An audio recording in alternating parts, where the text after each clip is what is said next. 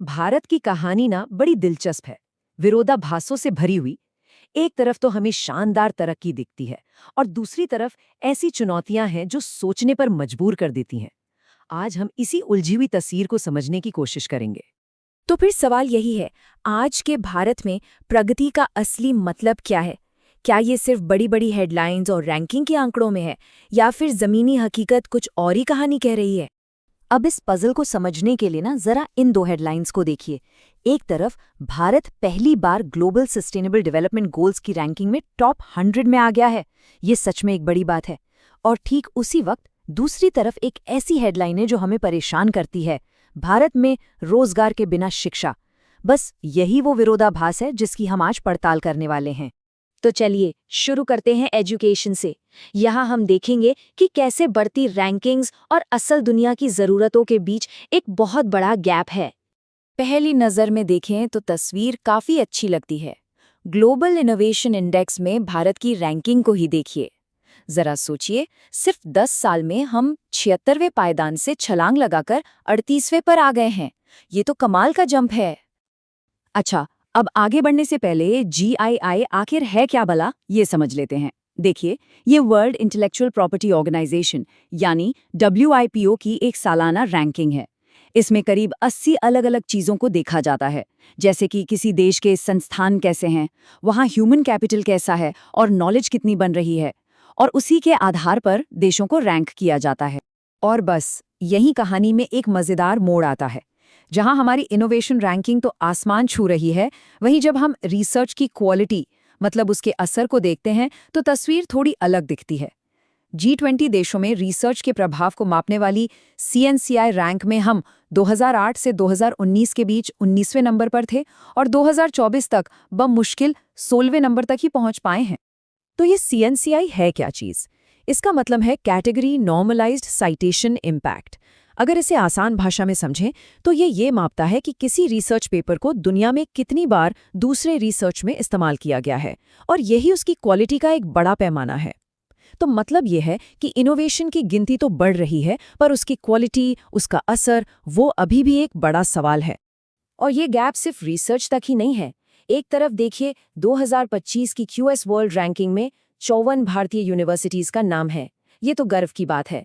लेकिन सिक्के का दूसरा पहलू ये है कि हमारे ग्रेजुएट्स की नौकरी पाने की क्षमता सिर्फ 42.6% है, और इसमें सालों से कोई खास बदलाव नहीं हुआ है। ये साफ दिखाता है कि यूनिवर्सिटी की प्रतिष्ठा और असल दुनिया की नौकरी के लिए तैयारी में कितना बड़ा फासला है। अब एजुकेशन से हटकर जरा हेल्थ सेक्टर को देखते हैं, जहां भारत एक और अजीब से विरोधाभास का सामना कर रहा है। यहां हम एक ही समय पर कुपोषण और मोटापे दोनों से लड़ रहे हैं। सबसे पहले जरा इस आंकड़े को देखिए। NFHS 5 के डेटा के मुताबिक 5 से कम उम्र के 35.5% बच्चे स्टंटेड हैं। इसका मतलब है कि कुपोषण की वजह से उनकी उम्र के हिसाब से उनका विकास नहीं हुआ है। ये नंबर बहुत बहुत बड़ा और चिंताजनक है। और अब देखिए सिक्के का दूसरा पहलू। उसी सर्वे के हिसाब से 24% महिलाएं या तो ओवरवेट हैं या मोटापे का शिकार हैं। ये दिखाता है कि भारत एक ही समय में भूखमरी और ज़रूरत से ज़्यादा खाने की समस्या दोनों से जूझ रहा है। एक्सपर्ट्स इसे कुपोषण का दोहरा बोझ कहते हैं। ये बात इस कोट में बिल्कुल सही कही गई है। हम दुनिया के सबसे बड़े खाद्य उत्पादकों में से एक हैं, लेकिन इसके बावजूद अपने ही लोगों के लिए पोषण का सही संतुलन बनाना हमारे लिए एक बहुत बड़ी चुनौती है। और ये बंटवारा हमें हेल्थ सर्विसेज में भी साफ दिखता है। एक तरफ तो हमारे रिसर्चर्स और डॉक्टर्स डायबिटीज जैसी बीमारियों के लिए एडवांस्ड जेनेटिक स्क्रीनिंग जैसी चीज़ों पर काम कर रहे हैं, वहीं दूसरी तरफ खसरा जैसी बीमारियां जिन्हें टीकों से बहुत आसानी से रोका जा सकता है, वो वापस आ रही हैं। ये हाईटेक मेडिसिन और बेसिक पब्लिक हेल्थ के बीच की एक गहरी खाई को दिखाता है। चलिए अब बात करते हैं पॉलिसी और गवर्नेंस की। यहाँ हम देखेंगे कि कैसे अच्छी सोच और बड़ी बड़ी योजनाओं के बावजूद ज़मीनी हकीकत कुछ और ही होती है। सिर्फ इस एक आंकड़े पर गौर कीजिए, 20%। एक अनुमान है कि 2047 तक भारत की आबादी का इतना बड़ा हिस्सा, यानी हर 5 में से एक इंसान, सीनियर सिटीजन होगा। अब ये आंकड़ा आने वाले वक्त की पॉलिसीज के लिए एक बहुत बड़ी चुनौती भी है और एक मौका भी। और यहीं पर हमें पॉलिसी के दो अलग-अलग चेहरे दिखते हैं। एक तरफ तो सरकार भविष्य को ध्यान में रखते हुए सीनियर सिटीजन्स के लिए एक नई नेशनल पॉलिसी बना रही है, जो कि एक बहुत अच्छी बात है। लेकिन दूसरी तरफ एक बेहद परेशान करने वाला सामाजिक ट्रेंड दिख रहा है। किशोरों यानी नाबालिगों द्वारा किए जाने वाले हिंसक अपराधों में जबरदस्त उछाल आया है, जो 2022 तक कुल मामलों का लगभग आधा हो गया। जेंडर इक्वालिटी पर भी यही कहानी है। एक तरफ तो शहरी प्रशासन और लीडरशिप में महिलाओं की बराबर की भागीदारी की बातें हो रही हैं, लेकिन जमीनी हकीकत वो देखिए। बिहार का ये डेटा, CRS डेटा के मुताबिक वहां लिंगानुपात सिर्फ 2 साल में 964 से गिरकर 891 पर आ गया। ये पॉलिसी के लक्ष्यों और सामाजिक सच्चाई के बीच की गहरी खाई को साफ दिखाता है। तो हमने एजुकेशन, हेल्थ, पॉलिसी, हर जगह ये गहरे विरोधाभास देखे।